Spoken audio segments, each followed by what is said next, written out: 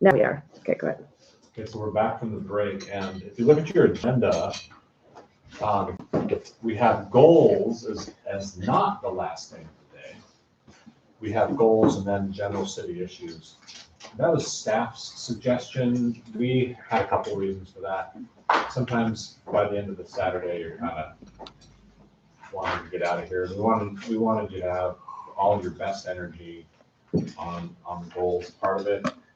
And also, at the time, we were wondering if there was going to be a Seahawks game today. So we thought let's put the most important thing on earlier on Saturday. So we have goals in front of some other general city issues. If you guys want to flip-flop that, you can. It's your meeting. Especially if you think that any of these general city issues on the last page of the agenda might in any way influence your goals discussion. I looked at that list and I thought, nah, I don't think any of those things are going to affect our goals discussion. So that's why I put it last. But if you disagree with me, then you should probably talk about any of those items before your goals discussion. David?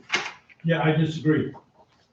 Because the memorial plaque was something that was already said, no, what project do you want to remove? So therefore, I'd like to discuss it before we come up with goals, so we can see if it fits in and we can actually do it. Okay. Historically, you have done that, and we were trying to accommodate the outside world influencing this.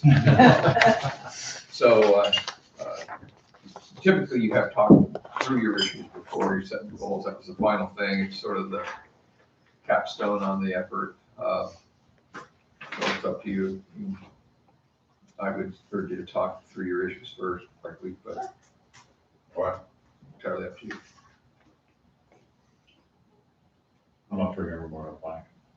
Well, I mean, the list. Yeah. Should we just go to the list? Yeah. Okay, so the general city issues typically are, they're usually one individual has brought them, and sometimes they're small, sometimes they start, I've seen they become big. I actually think the pool might have started as a general city issue, frankly. But anyway, so maybe we should start in on those, and we'll just kind of go ahead. So the website was Deborah's, and Oh, that was just an update, and it sounds like, I mean, a request for an update, but it sounds like that's gonna be launched fairly soon. Yeah, and then Probably, just yeah. making sure that there's I mean, like, for example, there's no calendar items after January.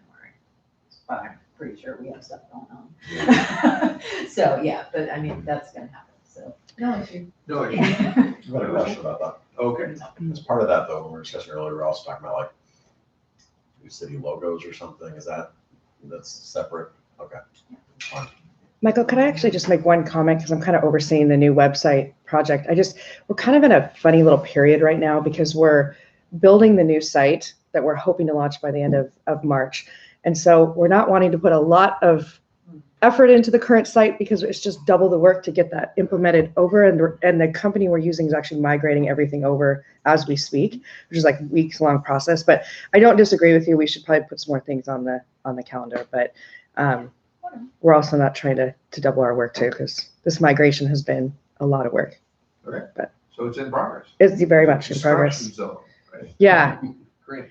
And that work is to also make it more ADA compliant? Yes, absolutely. Okay. Yeah.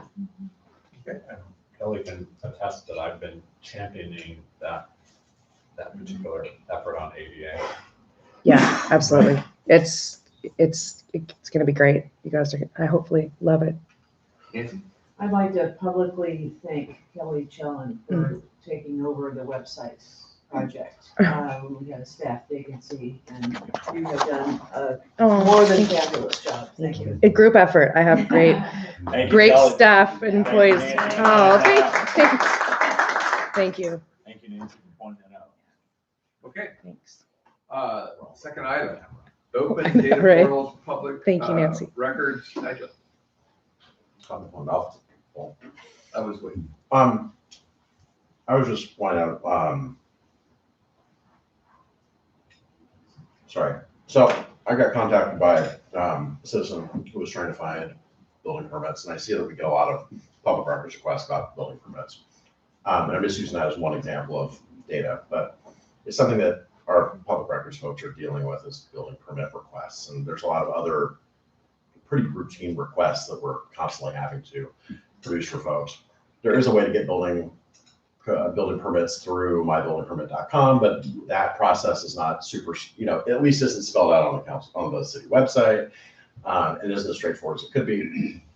I just wanted to toss that idea out there that maybe we could be saving some staff time if we were more proactive, just taking the data that we know is going to get requested and just putting it out there in the public for people just to get, instead of having to go through a staff member to access the public data. I'm not sure exactly what pools of data that would be. Building permits is one big obvious example because we get a lot of those requests, but also there's probably a lot of other things that we could just put in a public place and let people access rather than having to jump through the hoop of, doing a public records request and then staff having to respond to it and then having to compile it and all of that.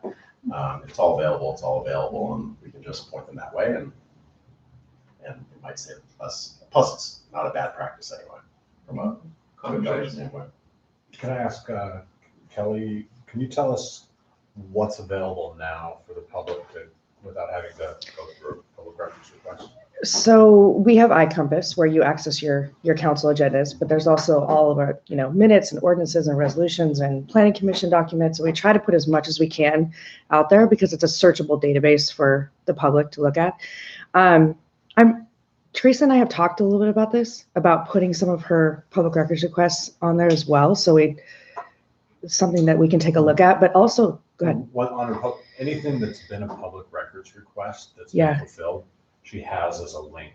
Oh, she does already? Okay. Yeah, so if you can see all the public records requests and you can see all the documents that were provided in any prior public records request. But keep going. And also the new website is going to have so much more capability for that kind of open records as well. So I don't disagree with you. I think it would make it a lot easier to just have it there and then. Like, for example, let's take contracts, for example, all signed contracts. Yeah. Right now we have it on an internal drive. Is the goal to even get those out for public consumption? Yes, it is. So they're all there now. They're just not turned on to the public view. And the only reason for that is there's some things that need to be redacted before we can turn that on, like a W-9 form or a social security number or things like that we just need to make sure we have redacted, but it can happen. So it sounds like there's some work involved in going through all these documents and redacting. Yeah. Almost sounds like you'd have to create a separate document, one that's redacted, one that's not. Yeah. Yeah. Or we keep it on our internal network, the full copies, and then the public view would be the redacted ones. So I'm hearing work in progress, link website, but potentially a conversation that has not happened relative to Nigel's request has to do with building. We kind of gauge how many requests we get. We don't get a lot of contract requests, which is kind of why it hasn't risen up to the top of the list. But yeah, we do get. I mean, that's all technically available, but also it's a whole process. Yeah. We're regulated qualifications about it. So we haven't had training yet on our new website. That'll happen early next month. And we're told by the consultant that there is just these amazing widgets and things that we can make available to the public, and we can open up our documents more and all these things. So I'm excited to see that and see what we can do with it that we don't have the opportunity to do now. I'd be curious to see all that. Yeah.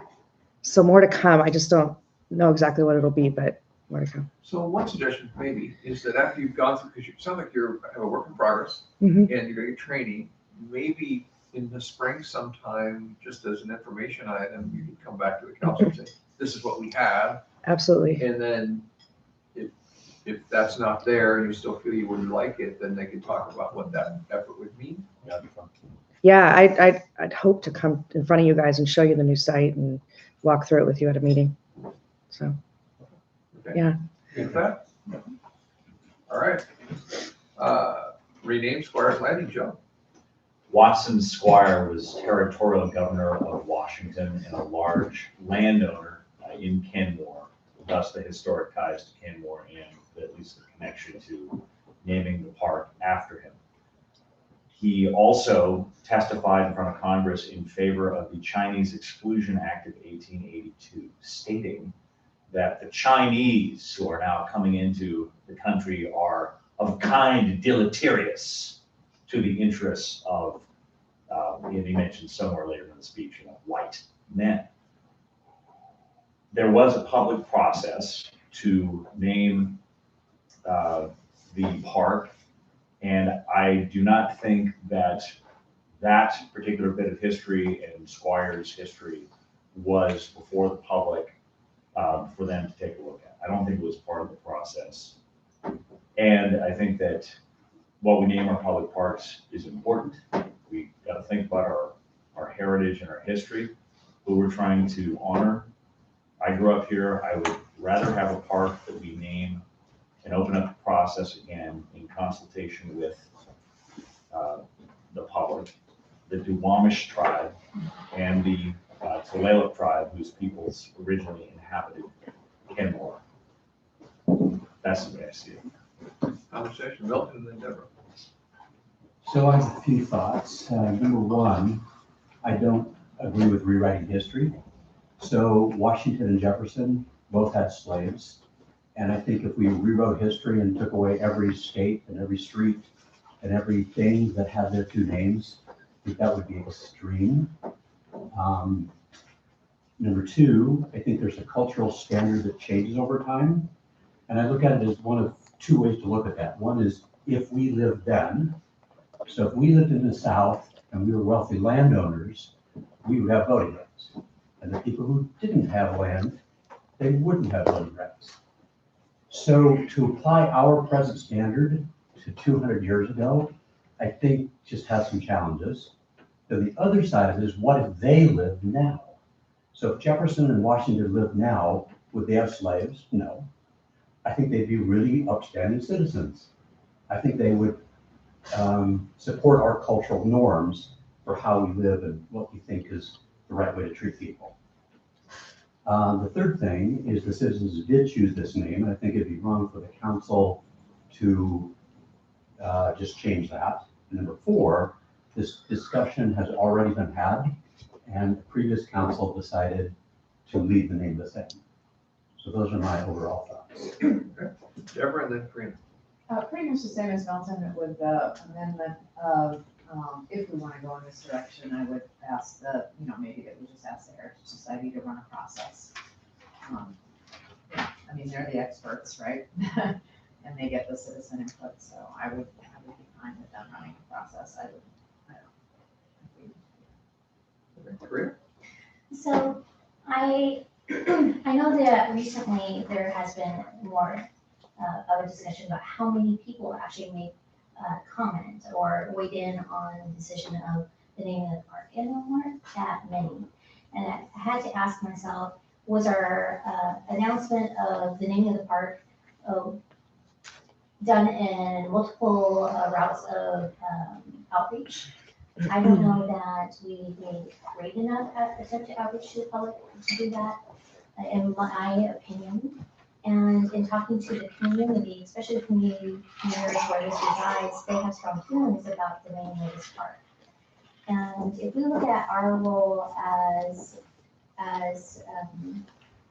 we serve in city government and our responsibility to all people, recognizing indigenous peoples is important, and we do a pretty poor job of that in Kenmore. And we have to acknowledge that we have this implicit bias of non-destruction. So when there were names to be chosen, they were put forth to the public, but we didn't actually have a very cohesive, thoughtful approach of doing that. And it was still yet exclusionary. So acknowledging these pieces, I think we should bring forth the beginning of the park, bring that back to the discussion of the people, and consider our role and responsibility in today's government. Okay. Any other comments? Just very briefly, respectfully, I don't see it as rewriting history. There are moral decisions to be made in any age, and a prime example of another local person was Judge Burke, after whom the Burke-Gilman Trail was made, who had railroad interests that created our Bird Gilman Trail. He stood up on the side of the Chinese who were being evicted in the Seattle anti-Chinese riots. Being of Irish descent, he said that he felt that he needed to stand up for them. So there are moral decisions to be made in that age that I think we could even, judge Watson Square by, but then look forward to, okay, who we really want to honor with our present power and from our present perspectives. Any other comments? What do you want to do with this? I think it's got to be up to the council. I can't do anything alone. Right. Yeah, I think we went through a very extensive process. There was a number of people that replied. Any process that we go through, we only get a percentage of the population replying anyway. But I think it was pretty thorough. It went out two different times. Once initial come back with a bunch of names. Names were narrowed, went out, back out again, and it was fixed. So I'm happy with the process. I'm going to point to something that it is something that has happened. Names matter. I do believe names matter. I can say as a Kenmore resident, Squires Landing, I was like, where did that name come from? I was glad to find out. Thanks for the history, Jeff. There's a thing that is happening today where parks, mountains, schools are being renamed to reflect their history, I'm trying to find the right word, and, ancient, the history from the people who lived here before, so I personally like the idea of incorporating the Duwamish and Tulalip tribes in the renaming process. I would support that. I would go either, I support at least looking at this. And I've heard a stronger than expected citizen push for this. Mm-hmm. And as Karina mentioned, it is from people who live right near Squires Landing. And they're the most impacted by it. Any other comments? I'm fine having a public discussion around this. I do worry about just where it fits in with everything else we're doing during the year, but I'm fine kind of reopening things. I wasn't around during the first thing. I don't know how, I read the memo, but I don't know exactly how the first naming contest or how it went. And Joe brings up good points. I'm fine reopening. We have to figure out how it fits in with everything else we're doing next year. So that's my concern. And to just wrap this up, I believe we need to also invite the Duwamish representative and maybe 12 representative to be part of this process, as they should be at the table and participating. That would be a respectful thing to do, and it would be really taking a better responsibility and being more inclusionary. So I'm happy to see this coming back forward. I'm proud to see more of our council looking at the role of history and responsibility and recognizing part of our peoples and our indigenous population of our own community, our own heritage. I'm sensing 4 of you want to do this. And I like Deborah's idea of asking the Heritage Society to take it on for us. One thing is we have to change publications. We're about to put out a rec brochure that has Squires probably in several locations. So I want to get that rec brochure out. So I think I'm still going to print the hundreds of copies of it. If that's okay with you all. Yeah, I think there's a lot of places in our documents and website and everything that we have to change it. If you just be patient with us on that. So those are my thoughts, Heritage Society and changing documents. Okay, Deborah? And I think this might have been raised last year, but I mean, we do and we will have, many other opportunities for naming, where we could have that process as well. So, I mean, I guess my feeling would be, leave that public process because we had it already, instead of repeating it, and do a different public process, you know, the next time that we have the opportunity, which I'm sure will be fairly soon. And Gig Harbor has a great process for naming areas within its historic district. You want me to get a copy of that? Karina, then Nigel. And then Bill. So I think we have to be cautionary to say, just because there was a process before, we should just continue to move forward. And we should be cautionary because we know that there have been members of the community who were excluded from the process, not invited to the table, who should have been there in the beginning. And this is where I draw concern with the understanding of self-recognition of internal bias that's not recognized yet. And I think that we have to have a greater discussion of possibly some continuing education for that council. So we can be stronger, better leaders for our community, and maybe some diversity at the training around bias and implicit bias. And I think this is important for our communities, not to say that anybody is, you know, I'm not gonna call anybody out, but I do believe this is an important issue today that we continue to move forward more thoughtfully. Nigel, then Bill.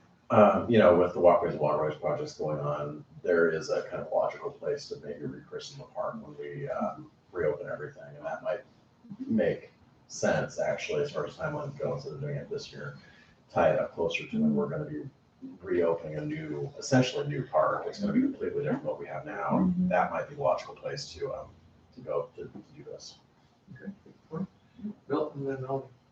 I guess one of my concerns is, like Rob kind of implied, there's a lot of places it could touch on. So like we have had to get King County permission to do mitigation off-site for Squires Landing. So there's lots of places the name is going to need to be changed. And that's, in general, I prefer to go forward rather than going back and fixing and redoing stuff we've already done twice. So we've done it, and then we discussed it, and we came to the same conclusion. So to do it a third time, I would rather be looking forward to how can we rename things and with more input from tribes and other things, rather than going back and keep redoing the past stuff. But I think it's like when you change a street name or an address, there's a lot of implications that I don't think we're even thinking about. Where literature has to be changed, post office has to be changed, just lots of hassle that I don't know that we need. Melvin? First, I want to say that I really liked Nigel's timing for the effort and as we move forward with this, if we choose to, with the reopening of the park. I think that makes sense, and it's kind of an elegant way of doing this process. I'm going to bring something up, and as I was running for office and have come into this position, there's a comment that comes up fairly regularly. We already decided, we've already gone through this process. And I respect that councils make decisions. That is our responsibility. But time moves on. We have to look back at where we were when we made decisions and where we are today. And occasionally we have to say, yes, we made a decision with good intentions and it was the right decision at the time. Here we are today. It is worth looking at again, and it is important. And it touches many places of the work that we do. Yes, we made a considered decision 4 years ago, 3 years ago, 8 years ago, 12 years ago, wherever it lands. But today is where we're at. And we have new concerns, some of them, which, you know, I know that some of them that we may talk about later are incredibly urgent, and we're not as urgent as they were 4 years ago.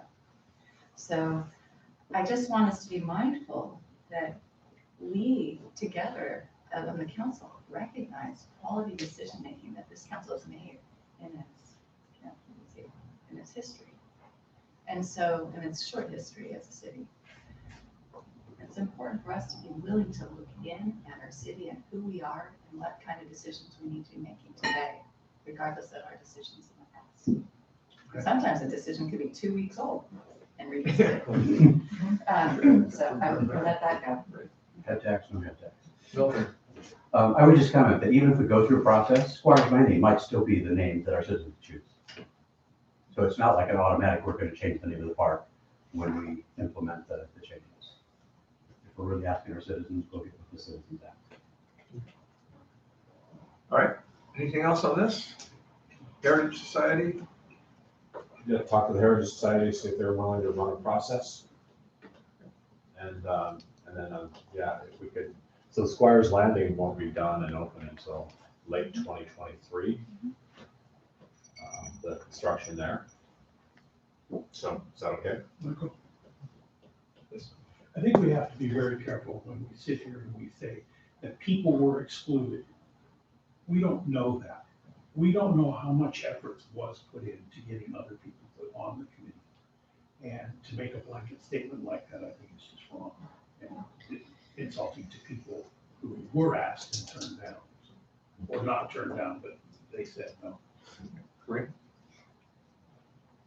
Thank you, Mayor Weaver. Rob, was there ever any invitation sent out to Demolish or Toilet Tribes to participate in the naming of, or be involved in the naming of this park plan? I wasn't here at the time, so I don't know. I know Debbie sent an email about it a few days ago that I forwarded it all to you. I can get back and ask her. I know Debbie was here at the time. Nancy, were you around? I was, but I don't really recall much about the process. All right, so we have a plan moving forward. And yeah, you have Heritage Society and then definitely with the input of the Duwamish or the Soil tribes. For sure. Yeah, thank you. Thank you all. All right. Memorial plaque, David.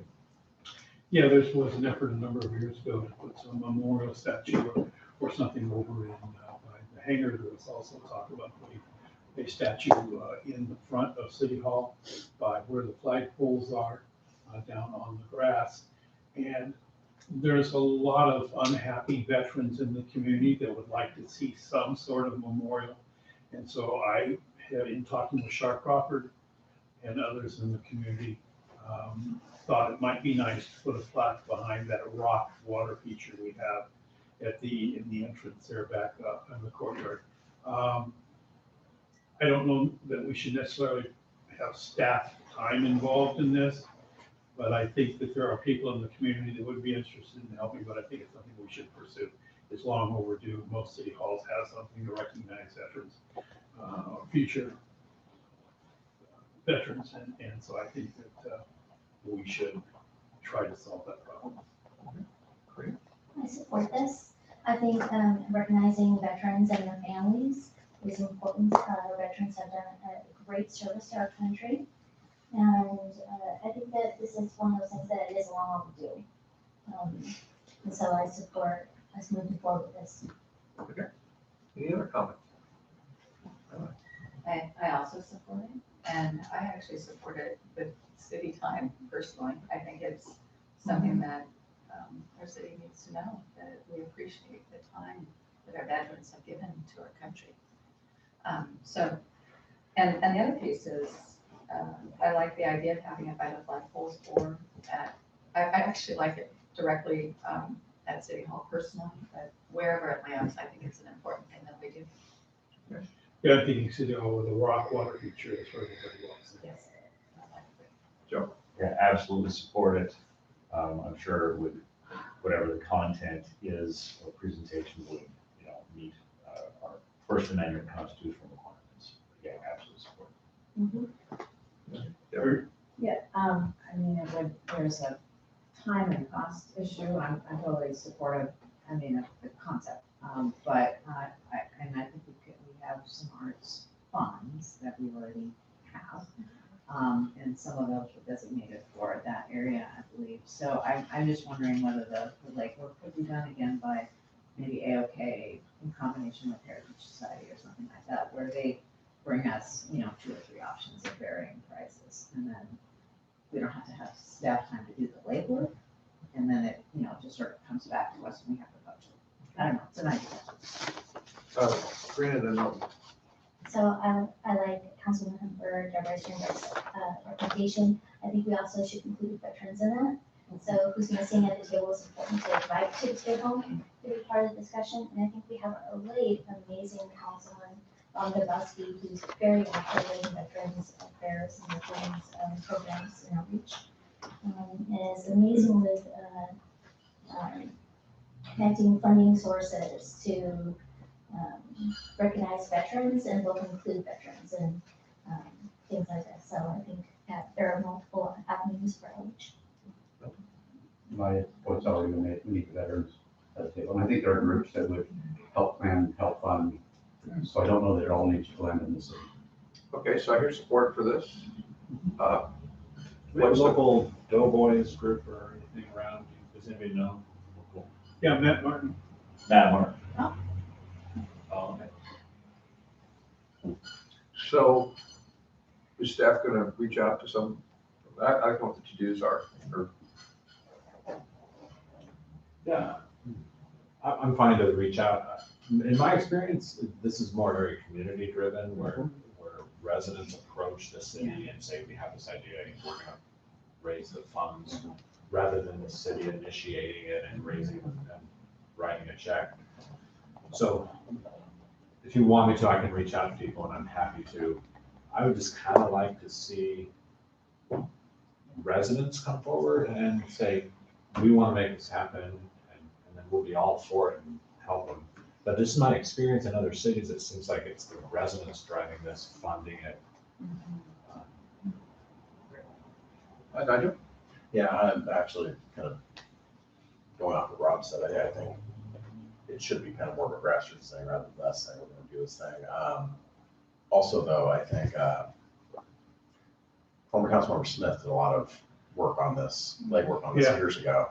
It's probably worth reaching out to Brent to see who he was working with and where conversations were. I'm sure, not sure, but I feel fairly confident that he might be willing to help out a little bit to get this across the finish line. Because I know he put a lot of work into this a few years ago, so. Seems like in one of his last council meetings, he actually said he'd be willing to come. Yeah, Oh, I think wow. he said something along those Yeah. lines. So I think, I think this might be something where we might be able to kind of enlist him to. And what are you envisioning? Are you envisioning a 7-foot tall statue of, something? No. Or just like a Yeah. 4-foot high plinth with a plaque on it? I'm kind of hoping for the latter. That's what I always thought. was He says, stand up where he says he could read it. It was, Something you could- the word was plaque that you gave me, not Yeah. statue. Right, plaque, Okay, just want to get clear on on your the plinth. vision. Okay. Okay. Don't know what a plinth is, but so it stands up. It's got to be high enough to read. So So it's just a staff will reach out maybe to Brent, is that what I'm hearing? Yeah. Okay. All right, moving along, food trucks, Deb. Oh, this was just an idea. We talked a little bit yesterday about activating 181st, particularly behind Safeway. And we talked about food trucks, and I just wondered whether there was a way to put those two ideas together. That's pretty much it. I mean, we used to have food trucks on Friday at midday where there's no one that needs Yeah. to attend more except city staff. So at least changing the time of those to like, a Wednesday night or a Thursday night or something like that, where you actually might get some traffic. So anyway, just a thought, and I don't know if that's feasible because it's privately owned. Rob? But you guys asked for this at the last retreat, and we intended on making it happen, but we had some vacancies and weren't able to pull it off. Yeah, and food trucks are, what we learned from our volunteer event supervisor is that they're a lot of work, and it's a struggle for these food trucks to make money, and some of them even wanted a guaranteed income just for coming and stuff. So it's not super easy to get food trucks, and there's coordination and work involved. But Nancy, what are your thoughts? Well, just kind of based on our experience, there's number one, health regulations that have to be followed, and so that affects like the actual location of where the food truck needs to be. It has to be within a certain distance of a restroom. And so that's why when we had it by the hangar, it was like on the street there. Another consideration, even if it was a, summer evening, is if it's during the concert series, we like to have several food trucks up at the park. So that's just another consideration. And also, we have a pretty active, late afternoon, evening food truck, presence over on Brew Road too. And so it's a matter of just, what's the saturation point for the city? No one loves food trucks more than me, but just some considerations, and we're happy to look into it more and bring some other ideas back to you. Yeah, I love food trucks too. I kind of feel like the food truck corner over by Karen is kind of filled kind of that need, like, we go over there and get whatever it is they happen to be serving that day sometimes.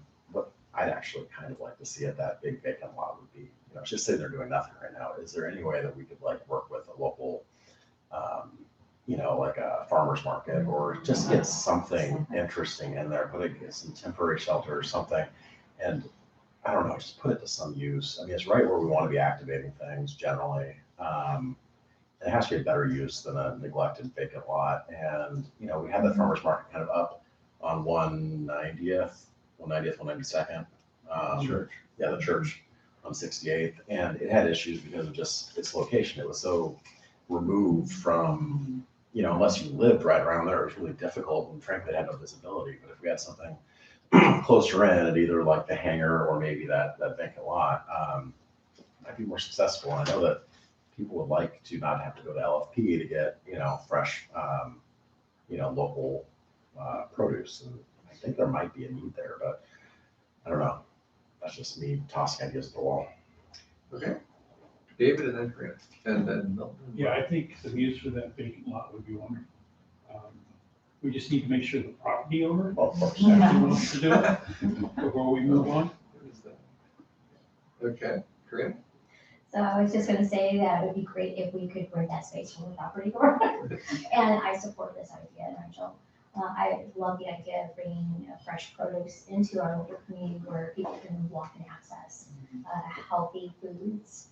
And especially knowing that there are some programs for disadvantaged persons in our community to be able to connect to supporting local farmers and also getting healthier foods into their home is nice. So that's a partnership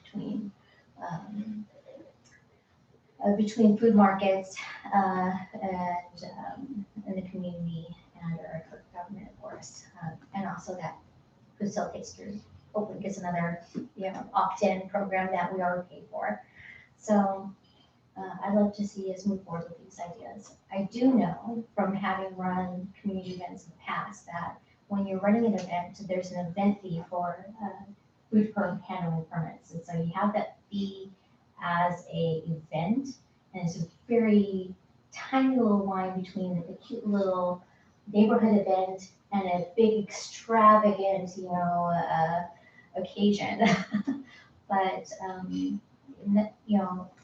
it's not just that permit you have to have for your event, but it's also each business has to pay this fee. It's quite a substantial fee, and it's not just the access to the bathrooms, but they sometimes have to set up hand wash stations near their site. And so having this mindfulness of there's a lot involved, a lot of moving pieces, and timelines of application. Really, these businesses need to know a month, 2 months, 3 months in advance that an event is coming up so they can participate. So, but we did see great interest in participation with Kenmore Pride, with local businesses that wanted to participate in a larger way, work with a larger presence. And the key issue was the timing for permits. So, and there's a permit process for the city as well. So all the moving pieces, we have to recognize those parts. Milton, Robin, Melanie. I particularly like having the food trucks at the movie in the park as well. I take the grandkids down and we get there early enough to get a good seat. And then you gotta do something while you're hanging out and chatting with people, so we go to the food trucks. We like that as well. And we're doing that, right? Yeah, I think so. I don't know if we do it all the time, but, I know the ice cream's there anyway. Very important. And then I had the same comment on, I talked to the people at the Sea Park Church there and trying to get the public health, King County permits for food handling. It was more expensive than they could, people weren't making enough money to pay the permit fee. Robin and Melanie. So it's been a couple months since I connected with her, but Elizabeth Spring, one of the owners of the Seaplane Restaurant and a Kenmore resident, and a member of our Financial Sustainability Planning Task Force, is looking at doing a farmer's market at the town square. That's great. And that was buried in a report I gave you guys a couple of months ago. But I haven't heard from her and I want to reach out to her again. But she's got farmer's market experience. She would definitely want to do the produce thing. She wouldn't want to turn it into a trinkets thing. So follow up with her on that. I think it'd be really difficult to do something at that vacant lot. I think that lot is a big mess and it'd take a lot of work to get it ready to, I think you'd have to grade it some more, bring in some crushed rock at a minimum. That's my thoughts on that. Melanie and David. I was just going to say that, personally, I think the food trucks in Kenmore seem to be working really well, and I like how they're, especially down in Brew Row, it's mutually beneficial to the breweries as well as the food trucks, so you've got that nice symbiosis there where both sides are making money and it's organic, and that's the thing about food trucks, they're kind of this naturally, they're mobile, they're able to be where they need to be to make the money and establish themselves. So I feel like we're in good shape with the food trucks, but what is important is that we have zoning are open and able to support the need as they come up. And I'm not deep enough in, but that was just my perspective. I feel good where we're at. And I like the idea of that seaplane of Elizabeth Spring's concept of a market at Town Square. That's wonderful. David. Yeah, I guess, Rob, I'm concerned, given the issues we have with financial stability, the expense involved in grading that lot, putting gravel on that lot, or any city involvement with a farmer's market.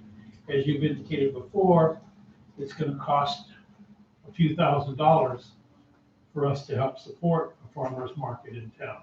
So I'm curious, any thoughts you have on where the money can come from? Well, I'm recommending not doing it at all at that vacant Okay. lot. Yeah. Yeah, you probably, I'm assuming we can get past our own regulations. You're probably 20 grand to grade it and put some crushed rock on it. What about at the, Town Square. at the Town Square? Oh, I yeah, mean, the that's- Elizabeth Spring idea. Yeah, hopefully it That's- won't cost us a dime. There you go. There you go. Sounds- We're good. Any more discussion on food trucks? Do we have an action item? I mean, just in terms of follow-up, I just Rob's want, gonna follow up with, okay, great. Elizabeth Spring. Great idea. Good. Thank you. That's great. Okay. General category, Arts and Human Services, Deborah, and specifically, I think this conversation sort of came out of an observation you had about a woman at the hangar that was providing some art stuff, and you were a little worried about her being able to afford it, and then we sort of had this okay. general, so I just kind of put it as a generalized category. I don't want to overstate it as a larger category, so that's why I'm taking a little Okay, it's time. actually two separate items, and I'll just take them one at a time.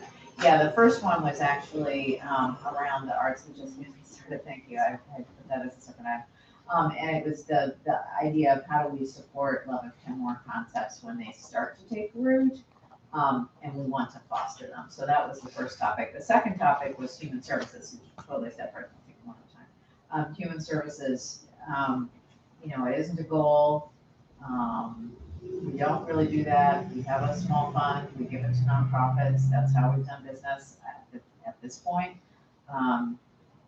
It's just something to consider, we may want to, I don't know. I'd be interested at some point to get a pulse from the rest of the council of whether we want to take a little more active role.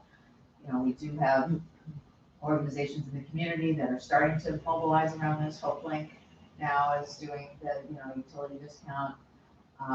We do have a food bank, the church. Do we want to take a more active role in helping to coordinate and bring in more things to have some synergy? So that would be my question, and we can maybe go with the human services topic first, since that's where Okay, let's do one topic, or the human services topic. Okay, we'll start that's there. where I ended. Karina and then Nigel. Well, first, I was just gonna ask that we, or make a move that we do address each of these topics separately, but since it's already handled, we'll move on. Since we're talking about human services, I think we are large enough, we have to really be having this discussion more mindfully.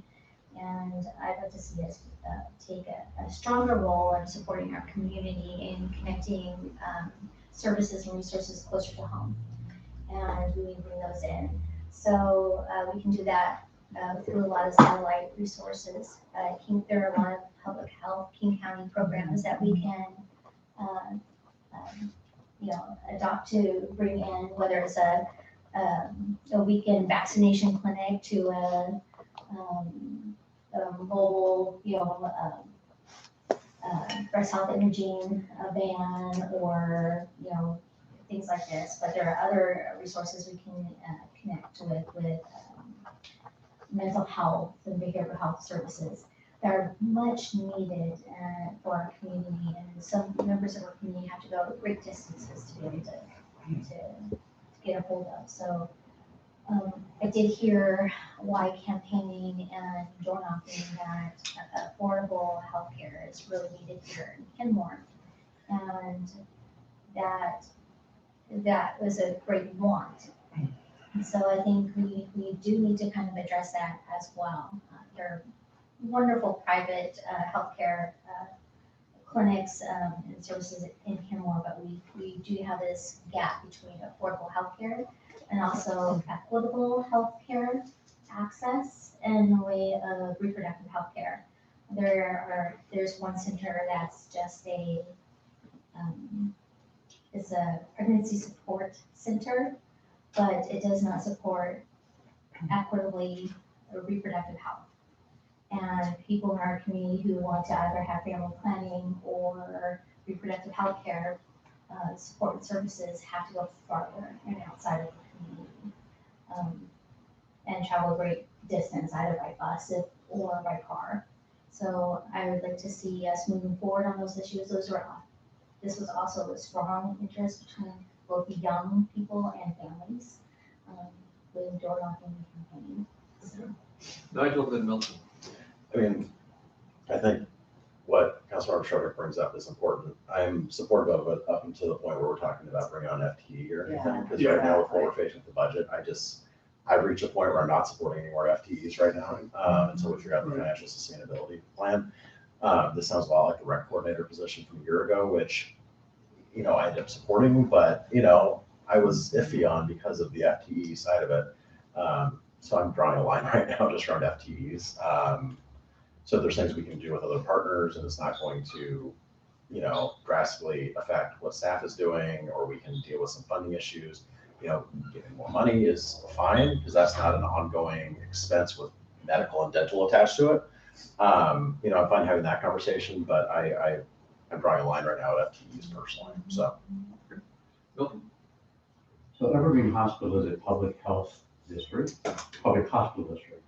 So they take Medicaid, Medicare, anybody on Obamacare. So they will take all those people. So I don't think we need to create more affordable care.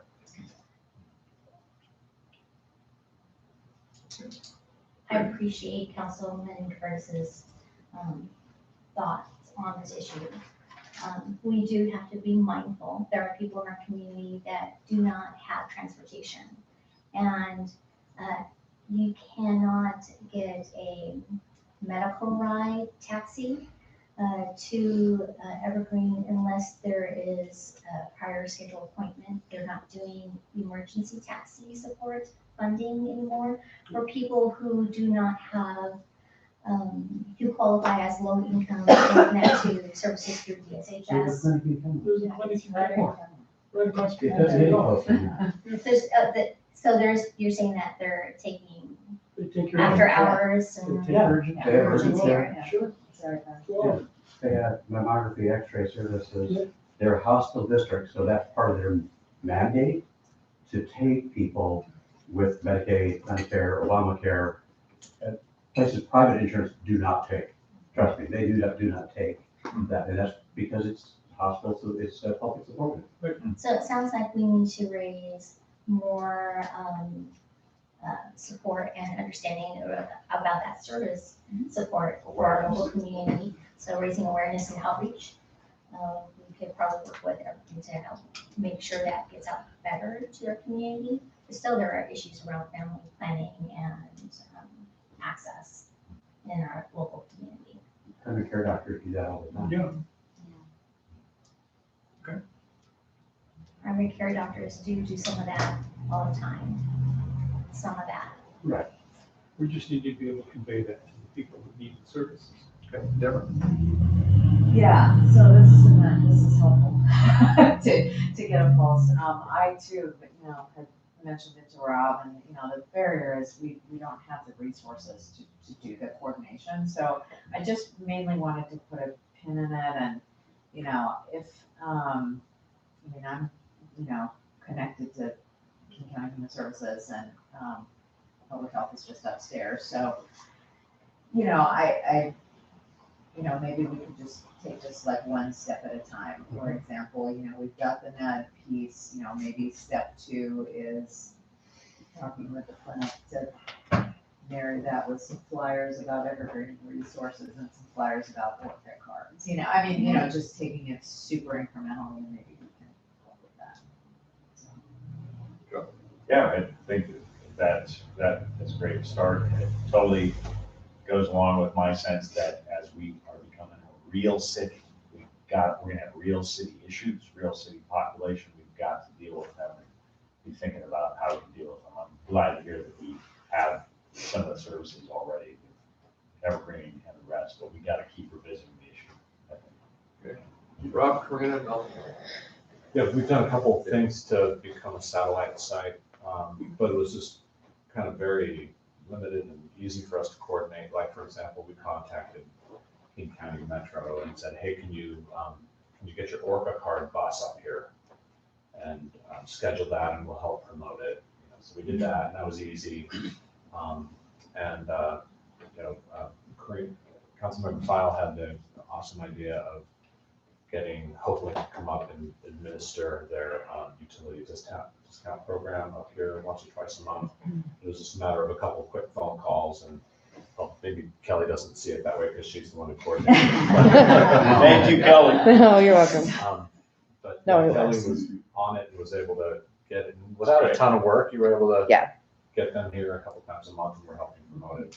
So if there's just some quick things like that where we can be a resource or help promote or be a satellite spot, but if it means us taking on and getting in the human services business, then that's a whole other conversation. Okay. Karina, Milton, and David. So it goes back to targeted universal approaches, which is very much bringing those plug and play programs right here into our own community. So programs that our taxpayers are already paying for and that we can adopt in so that we're not doing a lot of FTEs. So I think that what I understand in contacting King County Public Health and our King County Councilman's office is that whatever we need along this line is pretty easy for us to connect to. It's just letting them know what we're interested in. And really that's what our community is needing or lacking in getting support for. And so we know that mental health services are a great need, and we know that behavioral health services are a great need. We know that families in even our school district, in our local area, and in our Kenmore pathway, there have been a number of even youth suicides that have happened in Kenmore in the last several years and attempts. And so we know that the family need is connectivity is with outreach and resources for mental health. And access is important, whether it's with a family or with an individual themselves at a moment of need. So I want to make sure that we don't think about it as an overcomplicated issue. We can take it in smaller doses, smaller steps. And it's amazing how plug and play programs make a huge difference in our community, like the food bank mobile that's in Kenmore or utility services. So yeah, I think that we can do more to help support our local community with these targeted universal approaches. Okay, Milton and then David. I think one of the challenges with low-income people who qualify for some of the Medicaid and Obamacare programs, they don't get them.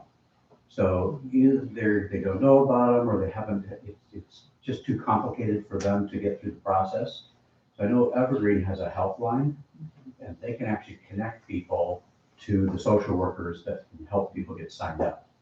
So I think that's one of the big gaps. There are people who qualify and aren't signed up yet. And once they're on it, they can walk into the Evergreen Clinic and get care.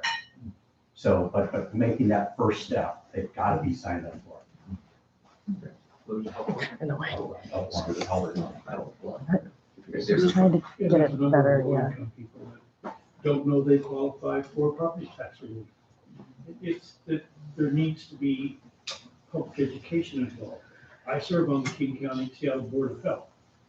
There's a number of trucks that go out for mammograms and that into different communities. If that's needed here, then I'll certainly do what I can. I also serve on Harborview Hospital's Board of Trustees. Again, the University of Washington has a lot of mobile facilities that go out. If that sort of stuff is needed, I'm happy to use those contacts. So I think we have a lot of resources right here. We just need to, us verbally, communicate that to the residents when we run across it. Some of it might be able to put in our newsletter, Right. you know, a health focus one newsletter, what are the resources available?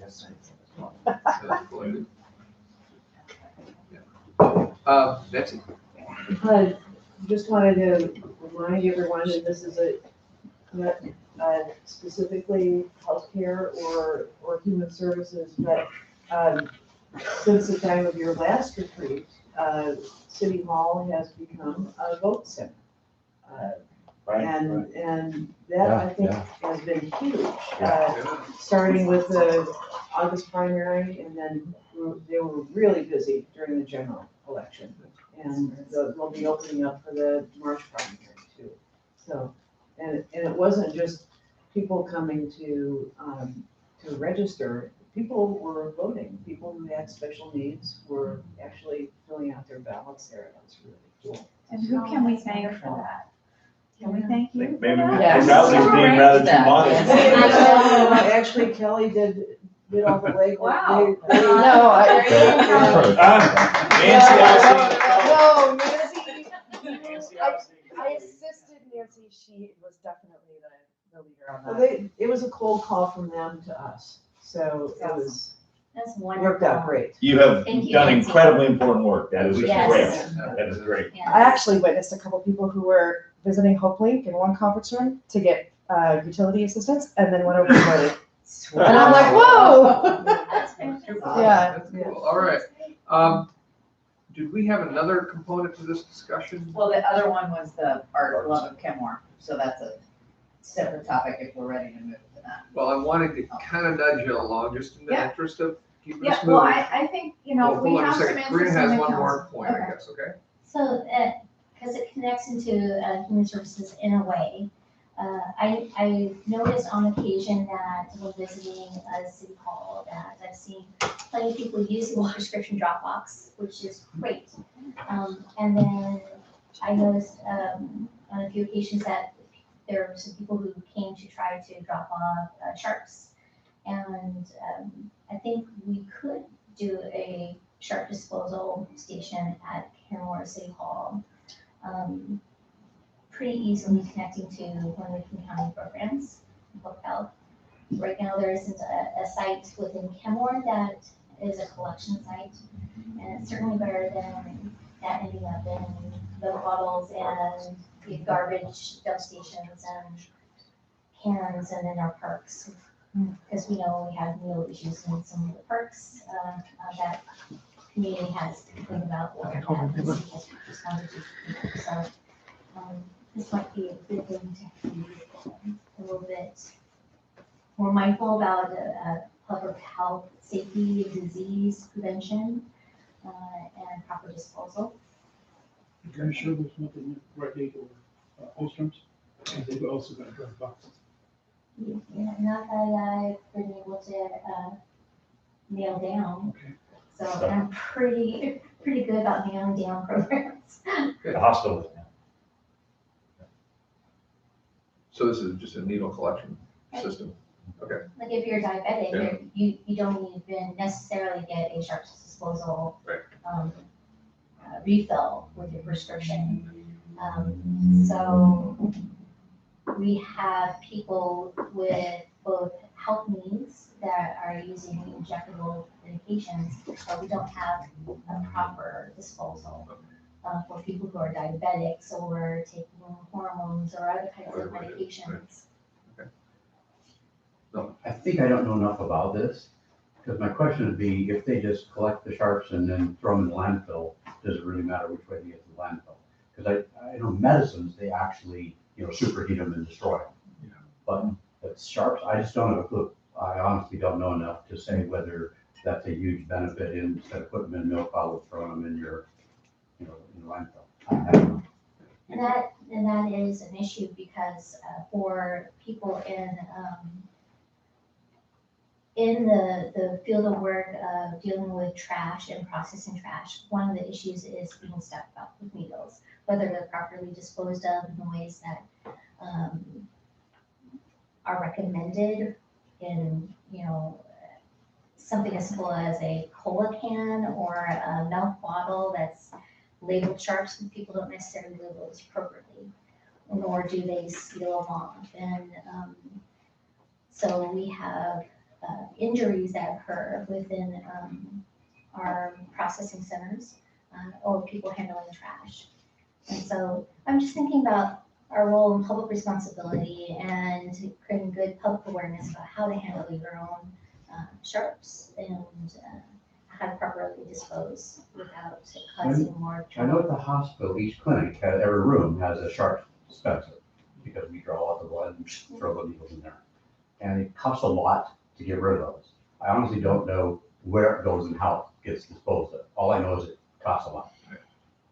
It's a significant expense. So for the city to do it, I'm just not sure. I don't know if I have enough information to think that's a good idea or not. It's a county program, just like pharmacy drop-offs or the prescription disposal drop-offs. Okay, I know. Rob, do you know of people who have come to city council? I mean, how many folks do we have stuck with city hall trying to drop off sharps? Never heard of anything, do you? But you were just looking something up. I was just looking it up and I don't see one near Kenmore, not an official drop-off. It does say a local pharmacist or hospital Yeah. facility may take it, depending on may. Most pharmacies do. Yeah, Sharp? yeah, it does say that your local pharmacist most likely will take it. And we do have some recovery houses. But yeah, I don't know if people ask or not. So I'm hearing that you need more information on what it would mean if you did this. So that you can make decisions as to whether or not you want it. I had information, this is actually an issue, really, if people go to Ostrom's or Rite Aid, then we maybe make that known, but maybe it's not something we need to be doing as a city, if they can go to Rite Aid or Ostrom's. It's a program with King County Local Hazardous Waste. And they were supposed to be in hazardous waste landfills. Right, is that at pharmacies or? They collect it through the hazardous waste program. Okay. I think if you go down to one of the hazardous waste programs that happen around different communities, you can get rid of sharps there and they handle it. We can easily go back and ask the receptionist how often we get that. Maybe we just need to do some public education too. Yeah. Yeah. So do you want to do some light inquiry at the staff level? I'm just trying to pull this conversation in a little bit and get some more information. That's what I'm hearing, is you're willing to accept that it's a problem, you just don't know how big it is and where to go with it. And I hear, We're cognizant of how much we're asking staff. well, I'm aware of that, and I'm not trying to make that happen. I'm just trying to get, where are we on this, is what I'm saying. Well, this is the broader topic, right, which we're trying to wrap up. Right. And a lot of these things, we need a little bit more information. I would propose this is not a staff request, Okay. any of it. And that if you're interested in the topic, you do a little homework and make a call if you want, and if you don't, don't. And if you have something to bring back to the rest of us, cool. And we'll try and do public education on what we get. Okay. I mean, keep it simple. All right. Next topic. Grade 7. Did you want to go back to the arts Arts, issue, yeah, how to yeah. support new? Oh, yeah, well, right, the second issue was, and again, this was meant to be, just like the other one, a very short take a pulse. And this one, and I will be very clear, take a pulse is, does the city have a role after Love of Kenmore events in helping support those ideas? At the beginning, we gave like $500 little grants, essentially, to a couple projects. That was the extent of it, and that's fine. But we didn't do Now- anything. That was a privately funded, city didn't give the money. I thought we had 500 and then We they did, raised that was- additional funds. That was collected, that was Well, privately okay. collected. Well, anyway, Sorry. it was very, It's- very it's- modest it's a investment. fine The big distinction, but- investment was doing the event. Yeah. The actual, and that is not trivial at all. So, but we do have a situation now where we have, a very interesting program.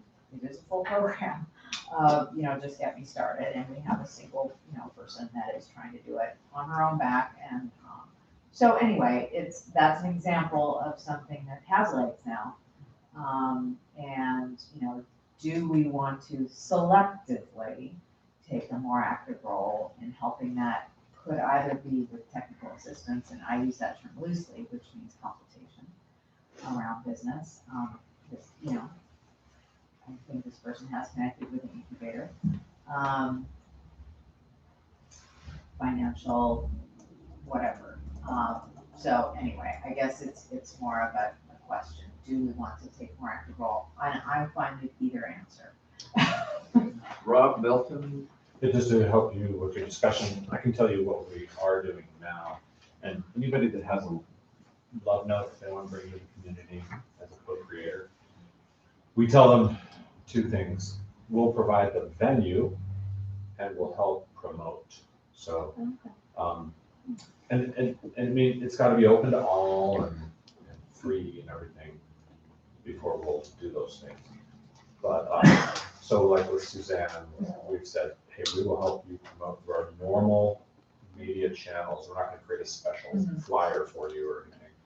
But through our normal media channels, we'll help promote, and then we'll provide the venue like the hangar or City Hall or park or whatever the love note happens to be.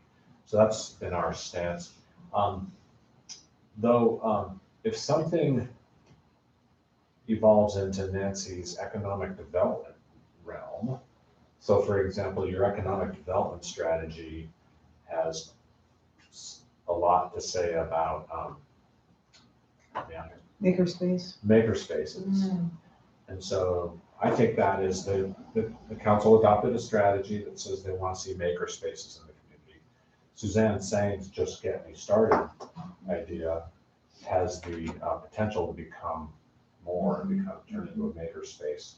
So when it comes to that, Nancy's offering some technical assistance on helping Suzanne become a makerspace. We even on a quote unquote slow December day, well, I thought would be slow. We actually went to Bainbridge Island with Suzanne to check out the barn, which is the most amazing makerspace you will ever see on Bainbridge Island. It stands for Bainbridge something arts, something regional network or something like artisan and and something network. But that was 100% privately funded. Like, and they had some big private donors. Like they got one person to buy the land and they had to pay above market for the land. And then they had all these other benefactors that just wrote these gigantic checks. And we even asked the city of Bainbridge Island, were you involved in all? They said, no, we purposely stayed out of it. We didn't offer a single thing. But it has all disciplines of crafts and arts and vocations in there. It's got woodworking and metal and fabric arts or fiber arts. Commercial kitchen. And it's got it all, and it's so amazing. And our mouths were just watering, and they're just wishing we could have something like that. But so we learned how it all formed and everything. But we basically told Suzanne that she's going to need to get some private dollars to step up to make it happen. Sorry, but just a quick follow on. Suzanne and an associate were in the last business acceleration training class last year, and then she continued on for a while as an incubator client, but is no longer doing that. Thank you for that. Yeah, I think our general practice of kind of getting out of the way and making things available to folks has been relatively successful and low cost for the city, and we've seen good results from things like this and other things that kind of popped up. Like anyway, I'm not coming up with any good examples right now, but I think it's been a good policy, and I think we've got some good outcomes out of it. So, I'm sorry, Mel, Mike. Okay. My thought was how to use the newsletter, maybe in a focused way. So like Evergreen has every quarter, they put out a kind of something about Evergreen, but then at the end, it's all the classes that are available. And you know that if you want a class, that's the place you look. Last day on that thing. So if we did something that's like a standing item, so as you're putting a newsletter together, you say, is there any way we can help these co-creators by putting little words right here? So that would be something people know it's going to come out on a regular basis. It's an e-newsletter, so it doesn't cost much. It's just whoever's putting it together says, think about these questions when you add that. Can I follow on to that? Please. So that's a great idea. I think we should do that. Also on our website, and Kelly can correct me if I'm wrong, but on our website, we're gonna have like 3 or 4 buttons that you can push. I can't remember what the buttons are. Yeah. But one of them is gonna be, where's the fund? And then you click on that and you'll go to our co-creator for the Love of Kenmore site, and we'll talk about all the stuff that's been done and the ways you can connect with the co-creators. So. will it be like a community calendar or anything like that? There can be anything we want it to be. It's got every capability. Add it without costing much. I mean, you can just make a Google Calendar and just have that appear in a frame, Yeah, that's, yeah. Karina? I have one question just surrounding how we deal with arts in a different way in Kenmore. Do we have an arts grant program? So if we want to put an art installation in, an application process that it would be funded by a grant. Okay, perfect.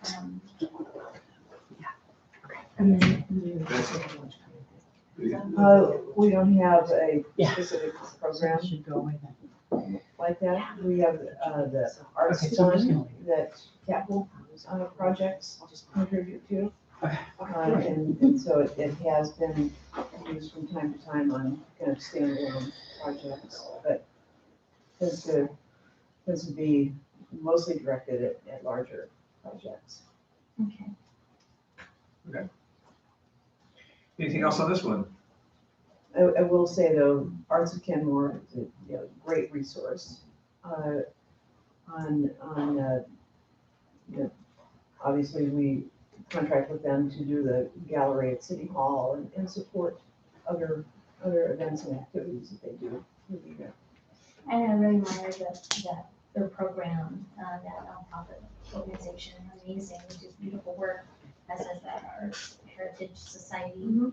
I want to make sure that we are including, other players in our arts, and looking at some more diversity and intersectionality. So are we reaching out to the Latino, Latinx community? Are we reaching out to different, Asian communities, or to participate in arts in a meaningful way, or, indigenous population? I don't know. I feel like we've gone a little astray from where Deb's point on here was intended to be. That said, Arts of Kenmore's been pretty good about the issues that you're bringing up. We had a whole exhibit in City Hall a year ago that was curated by a local Latino artist and was primarily Latinx art, and it was really interesting. So, but again, that was run through AOK, which kind of has the capacity and expertise to kind of do that. The city, we don't have the, I don't think we have the capacity to like run an arts program. Right. That's So, Okay. And AOK did also have planned a Coast Salish exhibit in Kenmore, but then it got canceled due to the death of a prominent member of the flood. Right. Yeah. And it's supposed to be rescheduled. Okay. Okay. Thank you. Move on. Yeah, and the next one, it was just a request for an update to council at some point. I think we talked about it maybe briefly. Great separation crossing. Yeah, the study, because we got some funding and we've just been kind of silent on using that fund. So, John, so it just barely became available in the state budget, I think this June or something, this last June. He plans on embarking on that study in early 2021. And there's $500,000 of state money allocated for it. I'll just give you my thoughts. I don't want to necessarily open up a big discussion about it, but I'm getting kind of burned out on big state highway capital projects. Westby and this Great Separation Crossing, because the state won't do it because it's not a priority for them. So we make it our project. And I'll try to predict the future, and I could be wrong, and I could be too cynical. But let me be cynical and try to predict the future on this. So we spend $500,000 on a grade separated crossing, and they say, study, thank you. Yeah, I wish. Yeah, maybe 40 years ago we could have done it for 500 grand. But and then they say, oh yeah, it should go here and this and that, and this is kind of a concept of what it could look like. And we involve the community. And then they, with zero design, they'll say, yeah, we think it'll be $20 million for you to do that. Okay. Well, yeah, okay, let's put that on our state legislative agenda now, and let's really lobby the state and go for some federal money, and let's go get some grants for $20 million. Well, let's say we do get 20 million. That's doubtful that we would. I'm sure they would try to make us put a few million of our own into it, even to get to 20 million. Then we get into design, we get into 20% design, and oh, it's not 20 million, it's 30 million. And then we get to 90% design. Oh, it's not 30 million, it's 50 million. And Are you describing West Sam right now? Yeah. It looks like West Sam. I'm explaining every large capital project in my entire career. So we get to 90% design, and now the price tag is 50 million. And guess what? All the grants are all tapped out. We can't go back to the trough. And so now we're like, oh, we put all this work into this, and the community's expecting, we've got all these sunk costs. What are we gonna do? And then we somehow find the money. And so we found 50 million, and half of it is ours, I bet. And then we open bids, and it's 55. And then flashbacks. and so, like, do we even want to go down this path? That's why I wanted it raised. Okay, Yes. okay, Milton.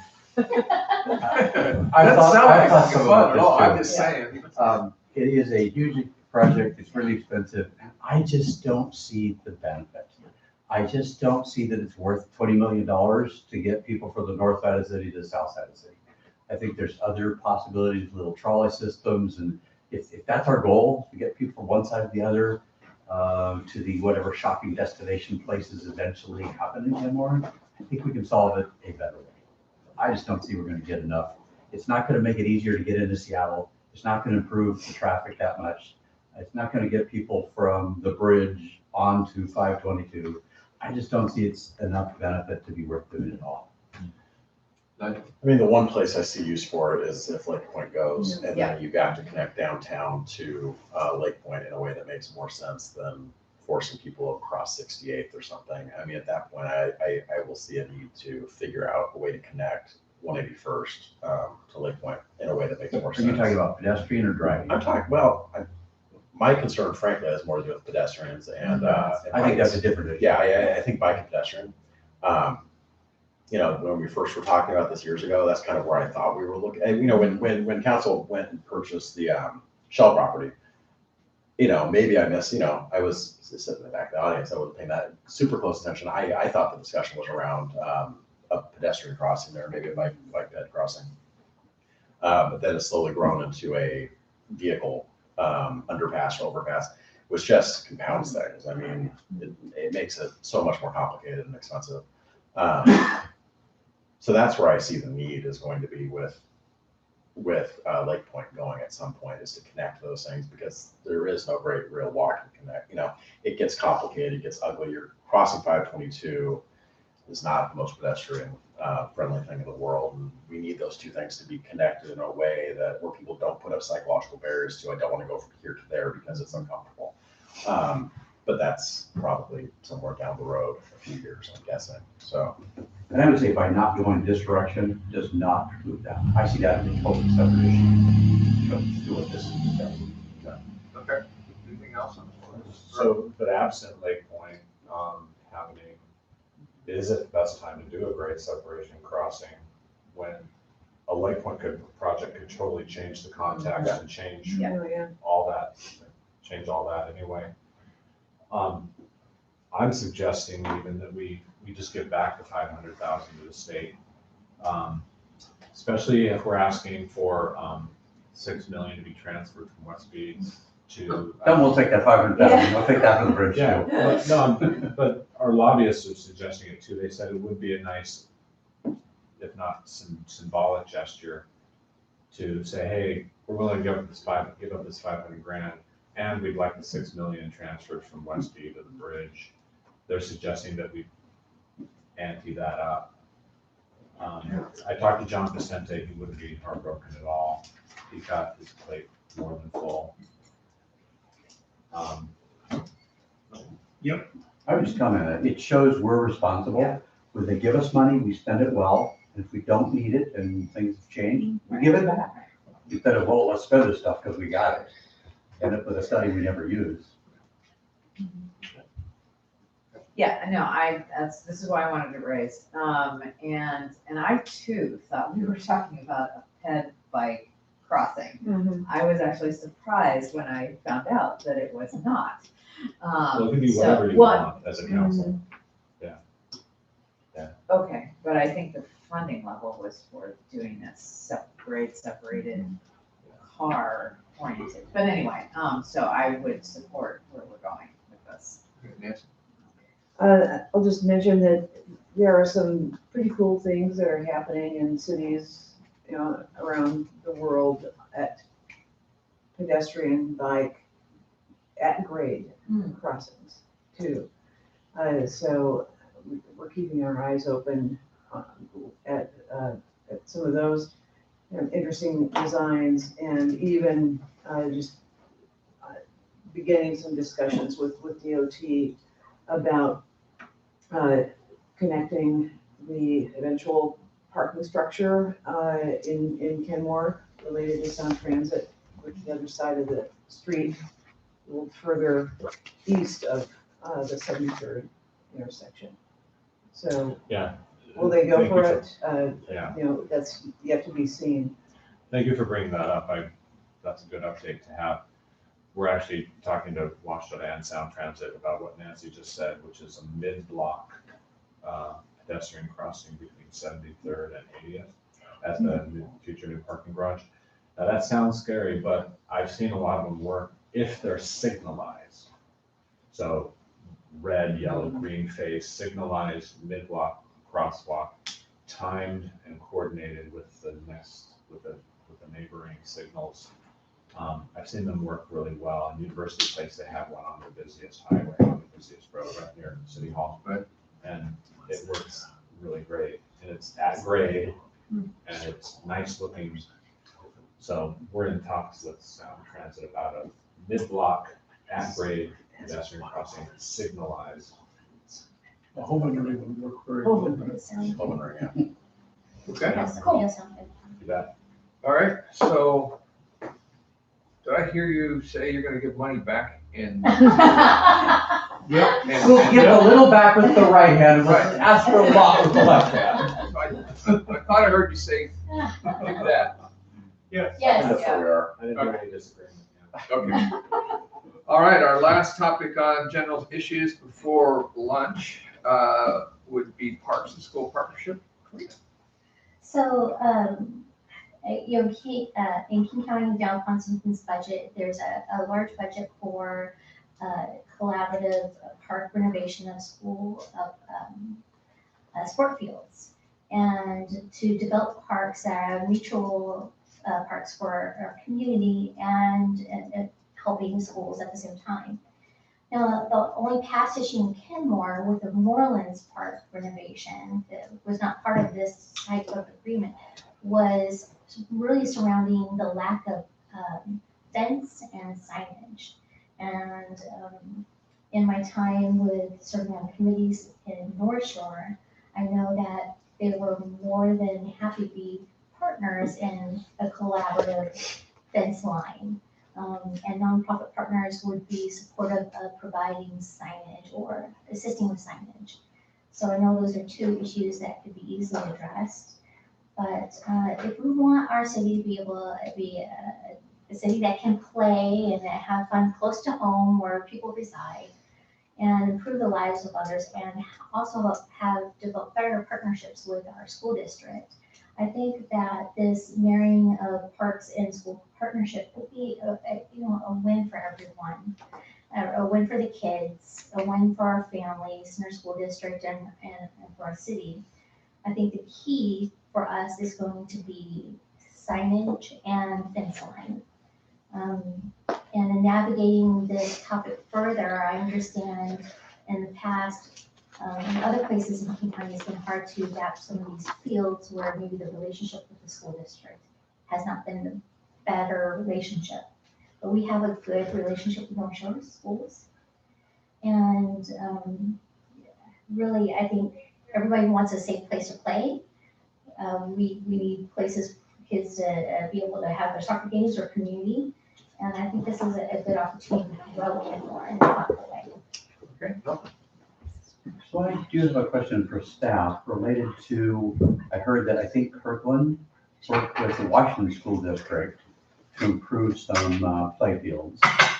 And Like a fence. somehow they did something without costing a fortune. Yep. And my working theory is they have flat, dry spots, so they don't have to put in the drainage. Whereas in Kenmore, everything's completely wet, but that's a different story. But I'm just curious how they did that, where they collaborated at low expense. Because we don't seem to ever have those sort of options. We're close to wetlands, or there's all kinds of issues that seem to come up that drives the price into the millions. So I'm just curious, how did they manage that? And can we learn anything? It might be transferable and it might not be transferable. If we look at some sites like Kenmore Elementary School, they have nice flat fields that are used for track and field, soccer, and these fields are in the poorest condition of the entire school district. And they serve the most diverse population of the school district, and it's a Title I school. Excuse me. But in that neighbor Swan Creek, and there is kind of this blackberry fence line, you can call it. But I mean, that's a good site of, it's flat, it is dry, and they add more dirt to it at times to get it level, or sand. But that's a good area to look at for a parks innovation. In this way, I've been talking about a collaboration with King County's program, under Dow Constitute budget for this specific budget piece. And I think our partner would be more about facilitating, working with North Shore and King County to make this happen. But we could really improve the lives of, diverse population of people and better serve our local community in great ways. And how not better to be able to provide a safe place to play and enjoy sports in an impoverished area. And Kenmore Middle School is another place that has a rather more elevated field with some good drainage already pre-planned in there, but it's about the maintenance and the lack of lights there, or seating. So I think there's little things we can do to help improve our local community in an area that we can play and book space with. It's going to be about timing and allocation of fields. Discussion? Rob? Well, this feels a little bit like going back to the ball field discussion, but, and at that point, we did say, and I just want to put a pin in it, that you might want to, again, an agenda item for the meeting. Lights, because that's the only way we're going to get expanded capacity on those fields. I mean, we already did the research a couple of years ago about what, renovations alone would provide, and it doesn't really provide any increased capacity except for the upper field at Lockwood, which is outside of Kenmore. Although we, could invest there, but it's not in Kenmore technically. So, but it'd be nice to at least find out if they're thinking about, lights. Yeah, so I guess my question being, what is the goal? What are you trying to achieve? Because are you trying to achieve expanded capacity, or are you trying to improve the playing experience, or both? We could, if it was improving the playing experience, we could certainly do that, but it would get us marginal increase in capacity at best. With one exception, and that is lights. So if we can put up lights, then you can see noticeable increase in capacity.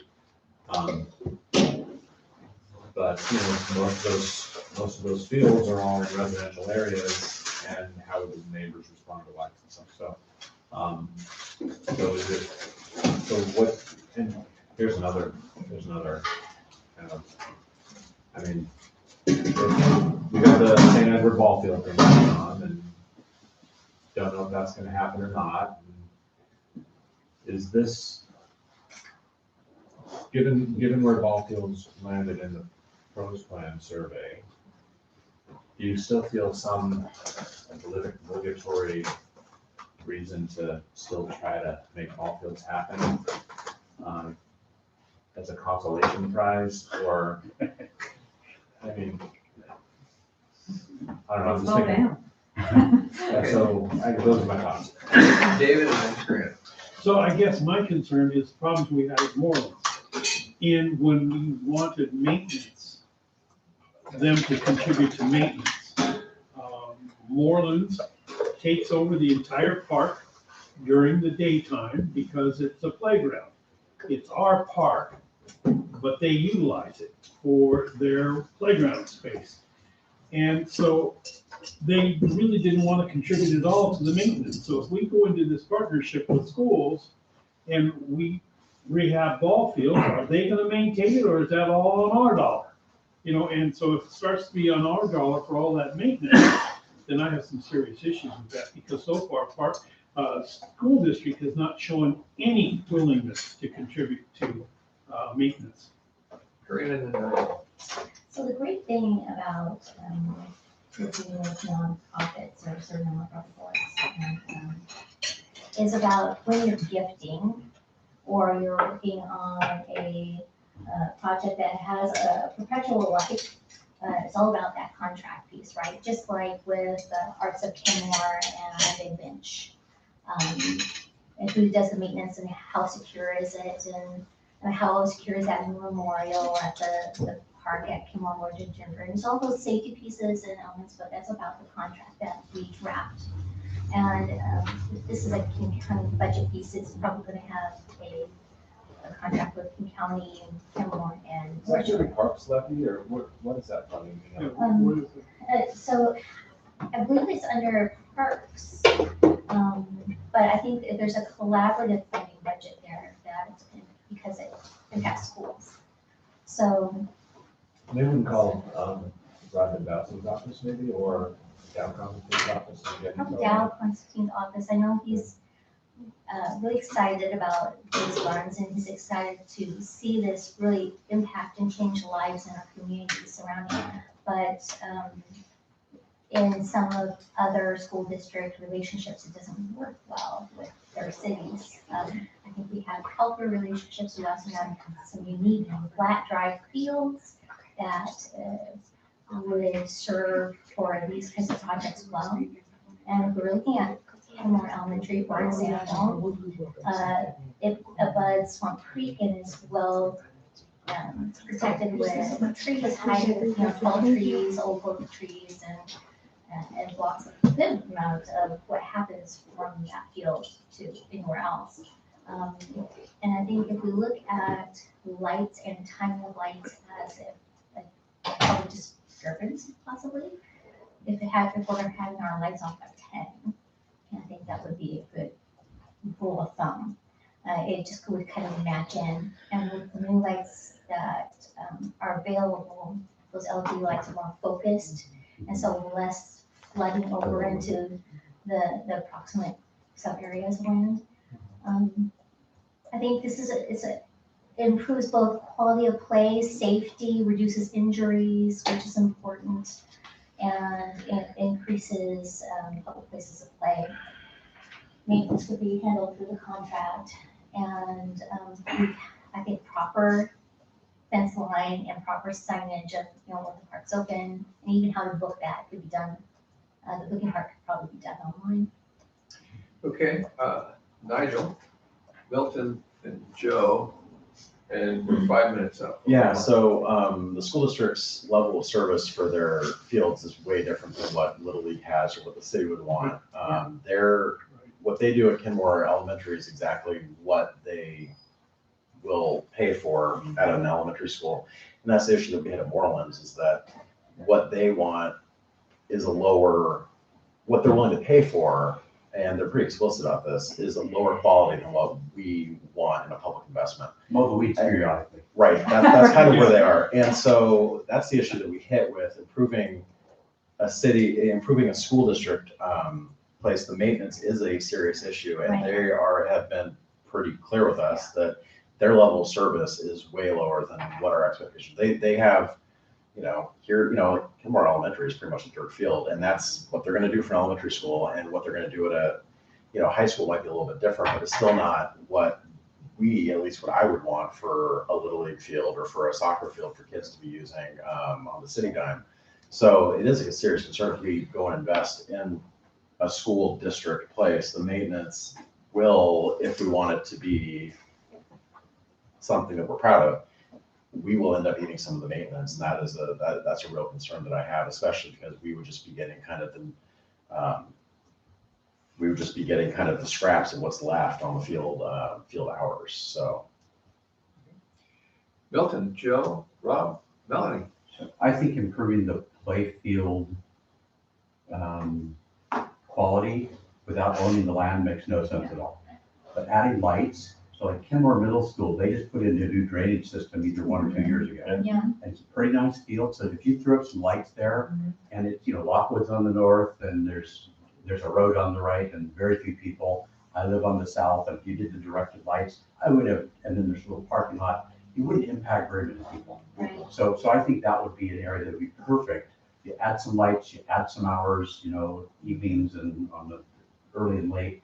So I think there's some places that it might work with, it's not like lights are inexpensive, but it's cheaper. Yeah. Because it's a one-time cost. It's a capital project, you do it, you're done, you don't maintain it, they take care of it. I don't think we should get into maintaining school property. Joe, Rob, and Melanie, and then we. Just informed by all this input, I think it's something we actually have to do is pursue some sort of discussion with the school district on a partnership perhaps with the various stakeholders for recreational sports. It's a great idea. Well, another idea is put lighting at Morelands. It's also residential, but we own the park, it's ours. We don't have to get school district permission. Good idea. Yeah, Good idea. But, yeah. the other thing though is what we're talking about is a new capital project. And so one could say, well, oh, we're working on the St. Edward ball field, so when that goes away, we'll have additional staff capacity to do this. Well, the St. Edward ball field thing is moving so glacially Yeah. that it's not consuming a ton of staff time because it's just moving so darn slow. So to say, oh yeah, you can replace that project with a new capital project is probably not right. What I'm probably willing to do is talk to Kirkland, talk to other cities like Sammamish and say, how did you do this? And what did it look like? What did it end up costing you? What's the Yeah, arrangement? Yeah. But if you want, I can do that kind of research and get back to you later this year. Okay. Melanie? And I was trying to stay back because I feel like this ball field topic It has is. been very well covered, but there are a couple of things that came to mind. Number one, I think lighting at New Orleans is an outstanding idea and very worthwhile personally, and a good way to increase capacity in our area. Kenmore Middle School was my number one location that I keep looking at going, gosh, I don't understand how we don't have capacity. Why don't we put lights there? And I understand the residential concerns, but Milton, who does live right by there, sees what I see. Aren't many of us living right around there. I mean, and so, I did want to just bring that up. As far as maintenance, my understanding, and this is with ball fields, especially when we're looking at St. Ed's or anywhere, when people are proponents of the high grade turf, it's low maintenance. So when we're talking about maintaining a field, I'm really confused about what sort of maintenance goes into a low maintenance field. So, so I just need to bring that up. As someone who was on the PTA in Seattle Public Schools, when people are supporting and giving us money towards improvements in playfields and that sort of thing, PTA is going to be like, yeah, I'll take it, we'll take care of it. I would assume that there's a benefit to North Shore Public Schools in this partnership, so long as we come together in partnership and really be mindful of these maintenance agreements. The other piece, and I hadn't brought this up and it came up yesterday, and this actually comes directly from public comment that really does hit home for me when we talk about our need for fields, is our families pay more to play. This is a major concern. I'm going to say my kids play lacrosse. I'm going to tell you how much it costs just to register for lacrosse for middle school and high school kids. It's $500 per season, per kid. It's expensive. My kids play out at North Peak. I'm fine, for me, where I'm at, I've got I can get there. But here's the deal. Our costs are more expensive because we are not priorities like the other teams. They're more local. But as I've heard Milton bring up, we do have water access. We are building the row house. We have St. Ed's Park. We have all these wonderful amenities here in Kenmore that are accessible to our neighboring communities. I personally would like to propose that that we maybe reach out to our neighboring communities and say, hey, we have a true deficit. Can we find a way to get a better deal for our athletic teams? Negotiate, see if there's some way to negotiate with these neighboring cities, say, we're just a 6 square mile little town. We don't have a lot of capacity right now. Is there a way that we can have better access? A better deal in priority or in access to our neighboring community fields, because I think it might be worth exploring. I think those are my major things, but when I heard those cost concerns, the scheduling thing is always going to be a problem. When there are more, and I promise, when there are more fields, there are going to be more teams. So let's just keep that in mind. More is more. we find ways to build. That's the way human beings are. So let's look at how we can work with our neighboring communities in a way that might be able to benefit our community. So just wrapping up, just to make sure what I'm hearing is, what I started off with was talking about the funds and grants available through King County, Dow Constantine's budget for Parks and Schools Partnership.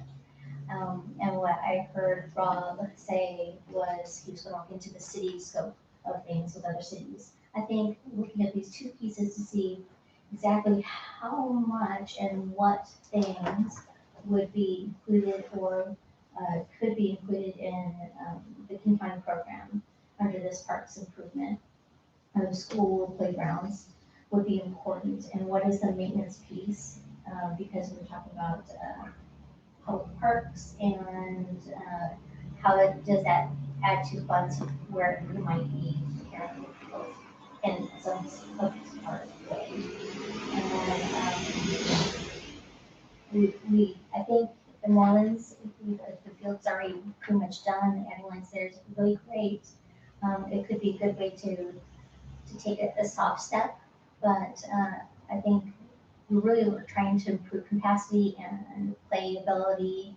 And when we're talking about low maintenance fields, even like dirt fields, we're talking about fields without little holes in them to help reduce, divots and, rocks and little mounds that develop that increase ankle injuries and falls. And so that's what, coaches look at.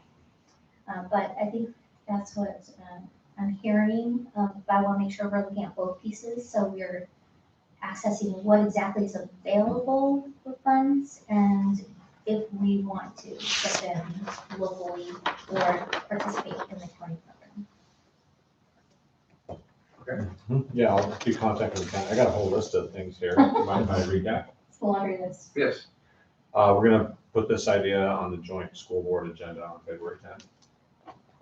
We're gonna look into lights for Morelands. Can I do a big caveat here? So I think you're gonna get a revolt from the neighbors. I mean, if I lived there, I wouldn't want it and I'd be screaming. Maybe we approach it with a very limited proposal. Maybe we're shoulder seasons only until 9 p.m. We're not gonna have the lights on in the summer when it gets dark at 10 anyway. Right. Maybe we come in with a very limited proposal. Also partner with North Shore Council PTA, and that's part of their mission and agenda. Good is, idea. And their really great outreach to all the sub groups of PTAs in the area. And I know that parks and play and safe play is a high priority to our local PTA groups. So back to the list, look at the lights for Morelands. We're gonna talk to Dow Constantine's office about parks and schools partnership funding. And then we're gonna talk to other cities on how can we get priority on their fields and how do they do partnerships with their schools. And did you mention Kenmore Middle School improvements? I guess that was on the MS and NEC. Okay. Yeah, I'm sorry, I just didn't hear specifically. Why not? I missed that. Kenmore Middle School. What about It's on the NSC agenda. I just didn't hear you mention Kenmore Middle School specifically. it? And putting lights there? Yeah, improvements and lights. We have Cameron Elementary on there, right? Nigel and Milton. So I'm looking up the King County program that I can find. And I'm not seeing a ton of money here. I'm seeing they do 6 to 8 awards for programs ranging from $20,000 to $75,000. Capital projects 6 to 8 ranging from $25,000 to $250,000. So, we're still talking. That's a pretty small chunk in this whole thing. They have programs and capital projects run in corporate areas, which doesn't apply to us. They have activation grants, which are from $5,000 to $15,000. So these are funds. They are one small part of a much larger puzzle if we're talking about fields, generally speaking. Can you send me that link? My only question, what Rob, as he was summarizing, what's the role of the city reaching out to other cities and asking to get priority? And I would argue that soccer, lacrosse, baseball, those are all private organizations. And they're not our responsibility whatsoever. And so is it our job to be asking other cities to give those groups priority? I don't know the answer to that. It doesn't feel like it's our job. And I just, the only reason I would suggest it, or the reason I suggest it is just looking out for what the customer, the citizen comments were related to expense and our need. If there was a possibility that we could possibly create some sort of bridge or let our neighbors know we are having an issue because of that. We should ask. Yeah. Say no, We can even whatever. look at talking No, to, King County Grants Office about the flex grants that are available that they can, help fill with the gap funding. And that would be a discussion with Garrett Colburn, that's Bowski's office. Okay, so we're gonna do that. All right, we're at a little past noon. The lunch is here. Let's break. Oh. Is this a working- I was starting is this a to working tense. lunch or?